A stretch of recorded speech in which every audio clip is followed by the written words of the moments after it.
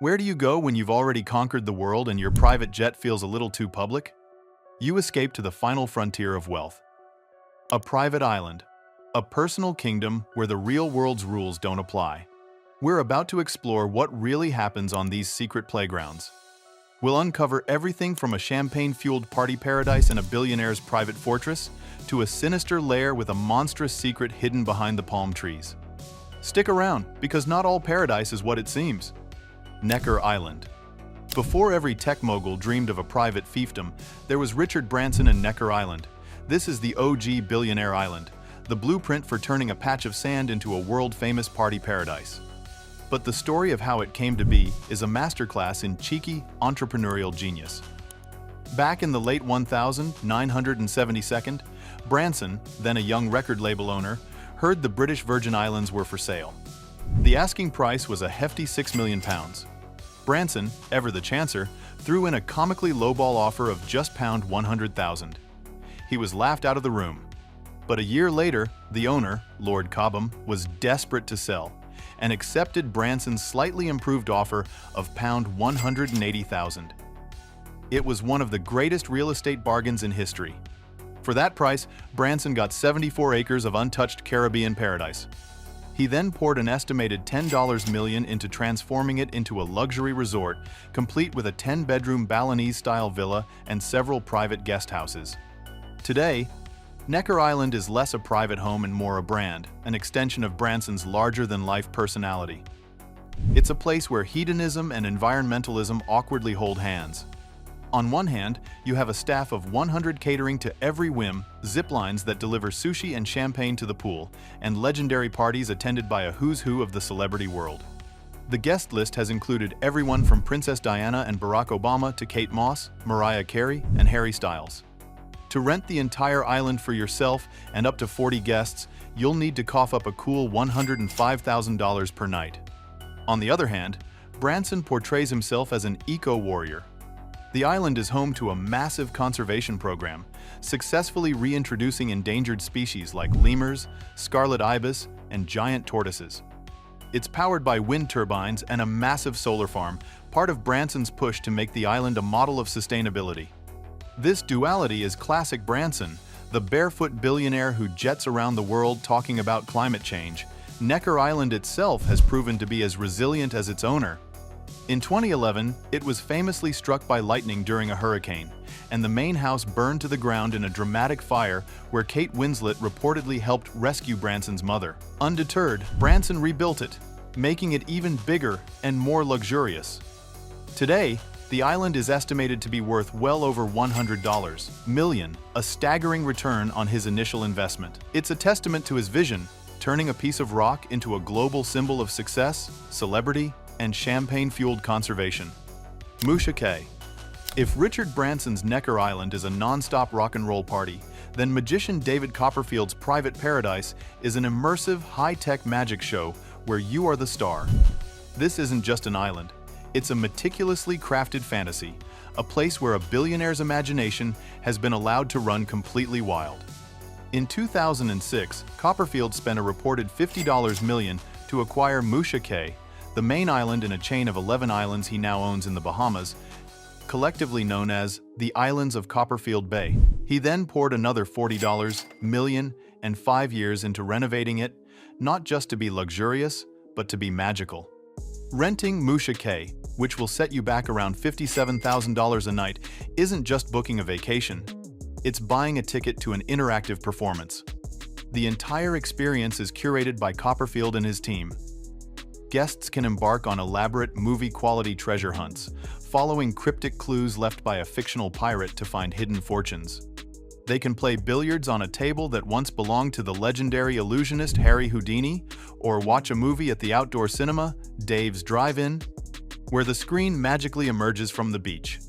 The entire island is filled with whimsical and bizarre touches, each one more outrageous than the next. There's a secret village of monkeys that have been trained to act as butlers, or so the legend goes. There's a fountain of youth, a mythical spring that Copperfield claims has restorative powers, though the evidence for this remains, unsurprisingly, an illusion. The 5 opulent guest houses are filled with exotic artifacts and antiques collected by Copperfield on his world travels, from African art to Balinese sculptures. The guest list is just as exclusive as you'd expect, with titans like Oprah Winfrey, Bill Gates, and Google co-founder Sergey Brin all having experienced the magic of Musha K. What Copperfield has created is the ultimate escape from reality. It's a place designed to make even the most jaded, powerful people in the world feel a sense of childlike wonder. It's a testament to the idea that when you have unlimited funds, you don't just have to build a resort. You can build an entirely new world, governed by your own rules of fantasy and illusion. It's a brilliant marketing strategy, a way to justify the exorbitant price tag by offering something truly unique. But it's also a fascinating glimpse into the mind of a master showman, a man who has spent his life blurring the lines between reality and illusion and has now done so on a multi-million-dollar archipelagic scale, Laukala Island. But what happens when a company that sells billions of dollars worth of caffeinated adrenaline decides to build the perfect paradise? You get Laukala Island in Fiji, the jaw-dropping creation of late Red Bull co-founder Dietrich Mateschitz.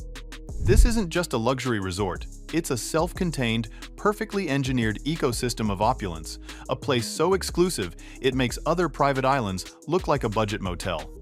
Mateschitz bought the island from the Forbes family in 2003 and proceeded to pour an obscene amount of his energy drink fortune into creating a billionaire's vision of a self-sufficient utopia. The island features 25 sprawling Fijian-style villas, each with its own private pool and buggy, scattered across jungles and beaches. But the real flex of Laukala is its radical self-sustainability. The island has its own farms, growing everything from vanilla beans and coffee to Wagyu cattle and poultry.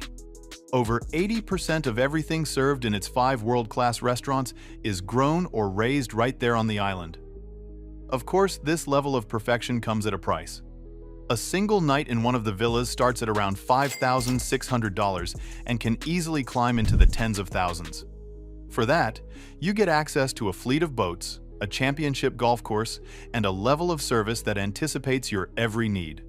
And for the ultimate billionaire toy, Laukala has a $1.7 million two-person submarine, the Deep Flight Super Falcon, allowing guests to explore the pristine coral reefs like a real-life James Bond.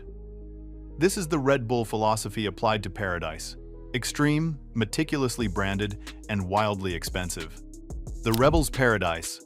Not every private island is born from a calculated business plan or a desire for a doomsday fortress. Some are born from pure, unadulterated passion. This is the story of Tetiaroa, a breathtakingly beautiful atoll in French Polynesia that captured the heart of Hollywood's ultimate rebel, Marlon Brando. He discovered this paradise in the 1960s while scouting locations for Mutiny on the Bounty and was instantly mesmerized. He vowed to own it, and in 1967, he did, buying the 12-islet atoll for a reported $270,000. But Brando's vision was the complete opposite of a luxury resort. He wanted to preserve Tetiaroa's pristine ecosystem and rich Polynesian culture. He dreamed of a University of the Sea, a center for ecological research, and a place powered by renewable energy. For years, he kept it rustic, building a small, simple village with traditional bungalows. He wanted a sanctuary, not a spectacle. After his death, many assumed his eco-dream would die with him. They were wrong. Brando's estate partnered with a luxury hotel developer to finally bring his vision to life, but on a scale even he might not have imagined. The result is the Brando, one of the most exclusive and radically sustainable resorts on the planet. A-listers like Leonardo DiCaprio and Barack Obama have stayed in its 35 private villas, where a single night can cost upwards of $15,000. But this is luxury with a conscience. The entire resort is powered by solar energy and coconut oil biofuels. Its most revolutionary feature is a deep-sea water air conditioning system that pipes frigid ocean water from 3,000 feet below to cool the buildings, a technology Brando himself championed.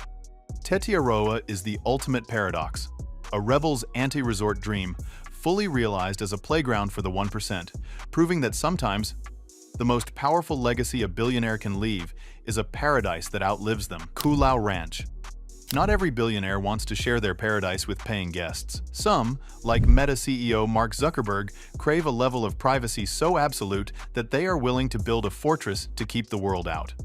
While he doesn't own an entire island, his sprawling estate on the north shore of the Hawaiian island of Kauai is so vast and so aggressively private that it functions as his own personal kingdom. Over the past decade, Zuckerberg has spent more than $170 million to piece together a massive 1,400-acre compound known as Kūlau Ranch. And from the very beginning, his presence has been steeped in controversy. The first sign that this wasn't going to be a friendly neighborhood acquisition was the wall. In 2016, residents were shocked when a 6-foot-tall wall began to snake along the perimeter of his property, blocking long-time ocean views and signaling a clear desire for isolation. This was followed by a series of deeply unpopular lawsuits. Zuckerberg's lawyers targeted local families who held small, ancestral land parcels, known as kuleana lands, within the boundaries of his estate. These lawsuits, which aimed to force the families to sell their ancestral claims at public auction, were seen as a tone-deaf and aggressive move by a tech billionaire trying to strong-arm a local community. After a massive public backlash, Zuckerberg dropped the lawsuits, but the damage to his reputation on the island was done. The secrecy surrounding the compound is legendary. All construction workers are reportedly bound by strict non-disclosure agreements, threatening immediate termination for even a single social media post. But whispers have emerged about the true scale of the project. The most intriguing rumor is the construction of a massive 5,000 square foot underground bunker.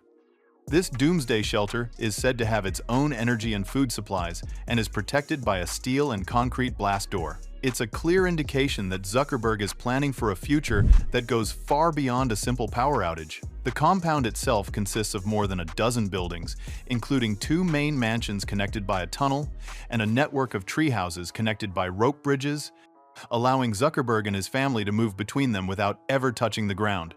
It's a self-contained world, a high-tech playground completely sealed off from the public. The irony is staggering. The man who built his empire on the idea of an open and connected world has spent a fortune to create a private, walled-off dystopia for himself. Kūlau Ranch is more than just a luxury property. It's a physical manifestation of the Silicon Valley mindset, a belief that with enough money and engineering, you can create your own perfect, optimized reality, free from the messy and unpredictable intrusions of the outside world. Lanai. If Mark Zuckerberg built a wall to keep a community out, Oracle co-founder Larry Ellison took the next logical step. He bought the entire community. In 2012, in one of the most audacious real estate transactions in history, Ellison paid an estimated $300 million to purchase 98% of the Hawaiian island of Lanai. This wasn't just buying land, it was buying a society. His purchase included not just the 90,000 acres of land, but also the island's 2 luxurious Four Seasons resorts, its 2 championship golf courses, its main grocery store, its community swimming pool, and the homes that are rented by the island's 3,000 residents. Overnight, Larry Ellison became the employer, landlord, and de facto ruler of an entire island. Since then, Ellison has been playing a real-life game of SimCity, pouring an estimated $500 million more into transforming Lanai into his vision of a sustainable, ultra-luxury wellness utopia. He has spent lavishly, renovating the Four Seasons resorts into some of the most exclusive and expensive hotels in the world, where suites can easily cost over $20,000 a night.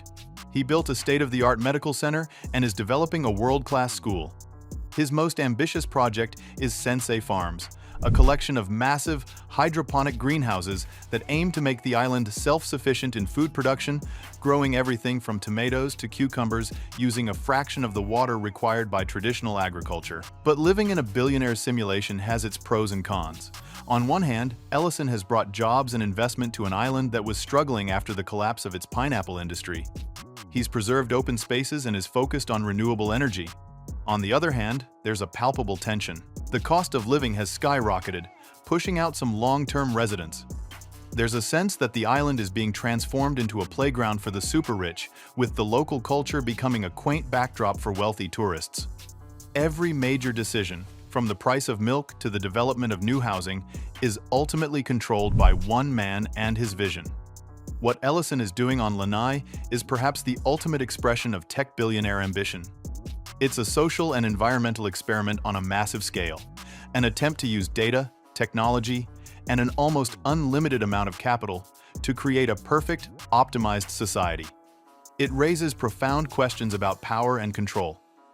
What does it mean when a single individual can buy an entire ecosystem, a whole community, and reshape it according to his will? Lanai is a beautiful, luxurious, and deeply complicated place. A stunning paradise that also serves as a living laboratory for the future of wealth and power. Captain Planet's Kingdom. While tech billionaires are busy building underground bunkers and playing God with entire communities, another type of American mogul had a radically different vision for his private kingdom. This is the story of Street Phillips Island, the former private sanctuary of media titan and real-life Captain Planet, Ted Turner. For nearly 40 years, this barrier island off the coast of South Carolina was Turner's personal nature preserve, a place he bought not to develop, but to protect. After purchasing the 4,680-acre island in 1979, the CNN founder treated it less like a piece of real estate and more like a sacred trust. Instead of building sprawling mansions, he preserved its wild, untouched landscape of ancient maritime forests and alligator-filled marshes. The only residence was a modest, off-grid main house where his family, including his then-wife Jane Fonda, would escape for quiet retreats. This wasn't a place for sushi-delivering zip lines or celebrity-packed parties. It was a place for fishing, exploring, and living in harmony with nature. It was the ultimate expression of the Turner philosophy. Wealth's greatest purpose is conservation. For decades, the island remained a secret, a stark contrast to the high-visibility playgrounds of other billionaires.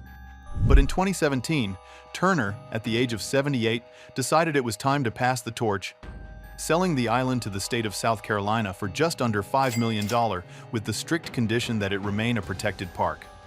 It has since been opened to the public in a limited capacity as an eco-resort, allowing a handful of guests to experience the rustic, unplugged paradise that Turner so carefully preserved. It's a powerful statement.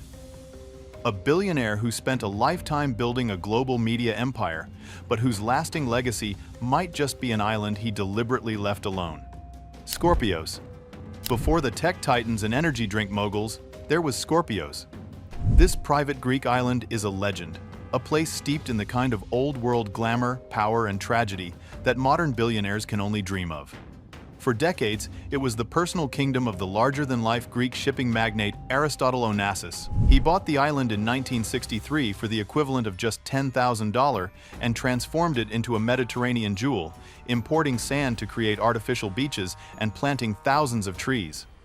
Scorpios became the stage for the most high-profile romance of the 20th century. In 1968, it was where Onassis married Jacqueline Kennedy, the widowed former First Lady of the United States. The island became their sanctuary, a place where they hosted everyone from Hollywood royalty to world leaders, far from the prying lenses of the paparazzi. But the island also holds deep tragedy. Both of Onassis's children, Alexander and Christina, died young, and all three are buried on the island. For years after their deaths, the island remained frozen in time, a private, melancholic monument maintained by Onassis's granddaughter. Then, in 2013, a new kind of billionaire arrived. Russian fertilizer tycoon Dmitry Rybolovlev purchased Scorpios for a reported $150 million as a gift for his daughter. The sale marked the end of an era. Rybolovlev is now undertaking a massive, multi-hundred-million-dollar renovation to transform the historic island into an exclusive VIP resort, complete with a spa, a vineyard, and an amphitheater. It's the story of so much modern wealth, new money buying up the ghosts and glamour of the old. Little Street James. We've seen islands built for partying, for magic, for privacy, and for social engineering. But sometimes, a private island is not a sanctuary, it's a lair. And no private island in modern history is as infamous or as chilling as Little Street James, the private Caribbean retreat of the disgraced financier and convicted offender Jeffrey Epstein. This is where the story of billionaire playgrounds takes a sharp, dark turn, revealing how the ultimate privilege of privacy can be used to conceal the most monstrous of crimes. Epstein purchased the 72-acre island in the U.S. Virgin Islands in 1998 for $7.95 million. Over the next 2 decades, he transformed it into a bizarre and sinister compound, a place that locals would come to nickname the Island of Sin. The architecture itself was a testament to his strange and disturbing tastes. The most prominent structure was a peculiar temple-like building, painted in blue and white stripes and topped with a golden dome. Its purpose remains a subject of speculation, with some suggesting it was a music room, others a library, and some believing it had a more nefarious purpose, complete with soundproofed walls and a subterranean level. The island was designed for absolute secrecy and control. It had its own helipad, a private dock, a massive main residence, and a network of guest villas. There were strange statues scattered across the property, including a life-sized Holstein cow and a bizarre sundial sculpture. Every corner of the island was under surveillance, with Epstein reportedly able to monitor the goings-on from a central office. But it was the guest list that truly revealed the island's dark purpose. For years, Epstein's private Boeing 757, nicknamed the Lolita Express, shuttled a stream of powerful and famous individuals to Little Street James. Flight logs have revealed names like Prince Andrew, Bill Clinton, and a host of other influential figures from the worlds of politics, tech, and entertainment. The island was the epicenter of Epstein's international sex trafficking ring, a place where he and his powerful friends allegedly abused underage girls, far from the prying eyes of law enforcement. The stories that have emerged from Little Street James are the stuff of nightmares. It was an island where the normal rules of society were suspended, where immense wealth and powerful connections were used to create a bubble of depravity. The island stands as a chilling monument to the dark side of unchecked power. It's a reminder that privacy, the very thing that billionaires crave, can be a shield for unspeakable acts. Following Epstein's death and the conviction of his accomplice Ghislaine Maxwell, the island sat as a decaying monument to their crimes. In 2023, it was finally sold for $60 million to a billionaire investor, with the proceeds going to a compensation fund for Epstein's victims. But no amount of money can erase its history. Little Street James will forever serve as a grim warning that when a billionaire builds his own world, it may not be a utopia, it could be a nightmare.